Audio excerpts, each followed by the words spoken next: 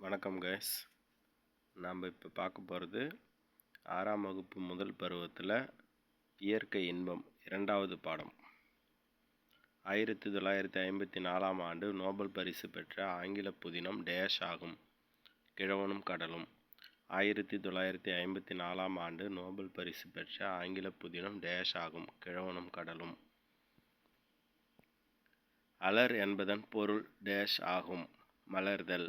அலர் என்பதன் பொருள் டேஷ் ஆகும். மலர்தல். இந்தியாவின் பறவை மனிதர் என்று அழைக்கப்படுபவர் யார்? சலீம் அலி. இந்தியாவின் பறவை மனிதர் என்று அழைக்கப்படுபவர் யார்? சலீம் அலி. இரட்டை காப்பியங்கள் எனப்படுபவை டேஷ். சிலப்பதிகாரம், மணிமேகலை. இரட்டை காப்பியங்கள் எனப்படுபவை டேஷ். சிலப்பதிகாரம், மணிமேகலை. இளங்கோவடிகளின் காலம் டேஷ். கிபி 2ஆம் நூற்றாண்டு. இளங்கோவடிகளின் காலம் டேஷ்.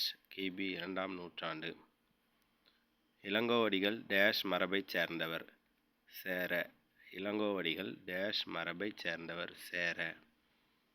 உலக சிட்டுக்குருவிகள் தினம் டேஷ். மார்ச் 20. உலக சிட்டுக்குருவிகள் தினம் டேஷ். மார்ச் 20. உலகிலேயே நெடுந்தொலைவு 22,000 கிலோமீட்டர் பயணம் செய்யும் பறவை எது? ஆர்டிக் ஆலா. உலகிலேயே நெடுந்தொலைவு 22,000 கிலோமீட்டர் பயணம் செய்யும் பறவை எது? ஆர்டிக் ஆலா. கத்துங் குயிலோசை சற்றே வந்து காதில் படவேணும் என்றன் சித்தம் மகிழ்ந்திடவே நன்றாய் இளம் தென்றல் வரவேணும் என்று பாடியவர் யார்? பாரதியார். கத்துங் குயிலோசை சற்றே வந்து காதில் படவேணும் என்றன் சித்தம் மகிழ்ந்திடவே நன்றாய் இளம் தென்றல் வரவேணும் என்று பாடியவர் யார்? பாரதியார். காக்கை குருவி எங்கள் ஜாதி என்று பாடியவர் யார்? பாரதியார். காக்கை குருவி எங்கள் சாதி என்று பாடியவர் யார்? பாரதியார். கிழவனும் கடலும் எனும் ஆங்கில புதினத்தின் ஆசிரியர் யார்? Ernest Hemingway. கிழவனும் கடலும் எனும் ஆங்கில புதினத்தின் ஆசிரியர் யார்? Ernest Hemingway. கீழ்கண்டவற்றுள் எது தனித்து இயங்காது? ஆயுத எழுத்து.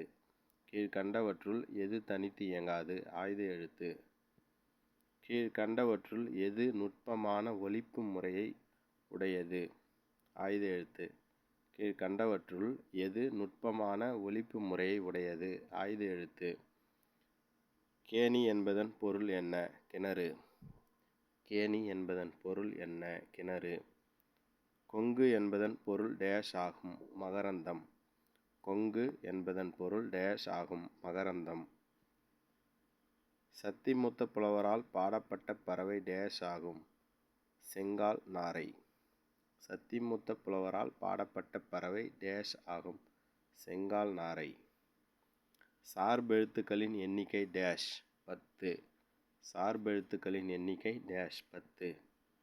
சிட்டுக்குருவி முட்டைகளை அடைகாக்கும் நாட்கள் டேஷ் ஆகும். 14 நாட்கள். சிட்டுக்குருவி முட்டைகளை அடைகாக்கும் நாட்கள் டேஷ் ஆகும். 14 நாட்கள்.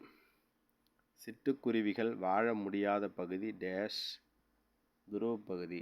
சிட்டுக்குருவிகள் வாழ முடியாத பகுதி எது? துருவப்பகுதி.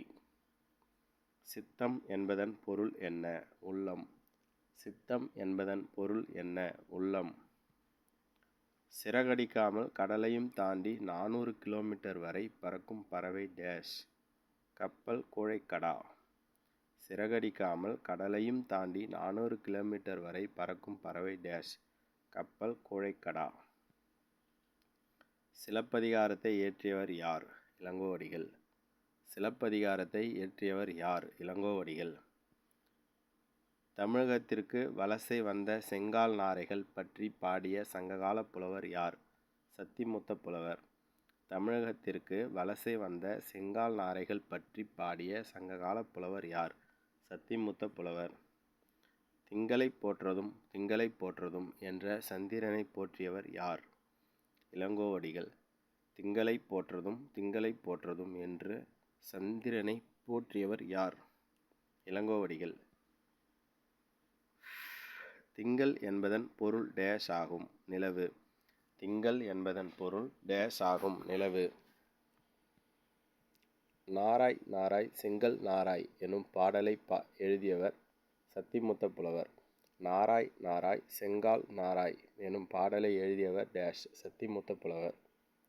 பறவைகள் இடம்பெயர்தலை டேஷ் என்பர் வலசை போதல். பறவைகள் இடம்பெயர்தலை டேஷ் என்பர் வலசை போதல். பறவைகள் பற்றிய படிப்பு டேஷ் ஆகும். ஆர்னித்தாலஜி. பறவைகள் பற்றிய படிப்பு டேஷ் ஆகும். ஆர்னித்தாலஜி. பாரதியாரின் இயற்பெயர் என்ன? சுப்பிரமணியன். பாரதியாரின் இயற்பெயர் என்ன? சுப்பிரமணியன். புல் என்பதன் பொருள் டேஷ் பறவை. புல் என்பதன் பொருள் டேஷ் பறவை. மனிதன் இல்லாத உலகில் பறவைகள் வாழ முடியும். பறவைகள் இல்லாத உலகில் மனிதன் வாழ முடியாது என்று கூறியவர் யார்? டாக்டர் சலீம் அலி. மனிதன் இல்லாத உலகில் பறவைகள் வாழ முடியும். பறவைகள் இல்லாத உலகில் மனிதன் வாழ முடியாது என்று கூறியவர் யார்? டாக்டர் சலீம் அலி. மாடங்கள் என்பதன் பொருள் என்ன? மாளிகையின் அடுக்குகள். மாடங்கள் என்பதன் பொருள் என்ன? மாளிகையின் அடுக்குகள். மாமழை போற்றதும் மாமழை போற்றதும் என்ற அடிகள் இடம்பெற்ற நூல் எது? சிலப்பதிகாரம். மாமழை போற்றதும் மாமழை போற்றதும் என்ற அடிகள் இடம்பெற்றுள்ள நூல் எது? சிலப்பதிகாரம். முதல் எழுத்துக்களின் எண்ணிக்கை 30. முதல் எழுத்துக்களின் எண்ணிக்கை டேஷ் 30. மேரு என்பதன் பொருள் டேஷ் ஆகும். இமயமலை. மேரு என்பதன் பொருள் டேஷ் ஆகும். இமயமலை. சிட்டுக்குருவியின் வீழ்ச்சி எனும் தன் வரலாற்று நூலை எழுதியவர் யார்? டாக்டர் சலீம் அலி. சிட்டுக்குருவியின் வீழ்ச்சி எனும் தன் வரலாற்று நூலை எழுதியவர் யார்? டாக்டர் சலீம் அலி. தென் திசை குமரி ஆடி வடதிசைக்கு ஏகுவீர் ஆயின் என்ற அடிகளை இயற்றியவர் யார்? சத்திமுத்த புலவர். தென் திசை குமரி ஆடி வடதிசைக்கு ஏகுவீர் ஆயின் என்ற அடிகளை இயற்றியவர் யார்? சத்திமுத்த புலவர்.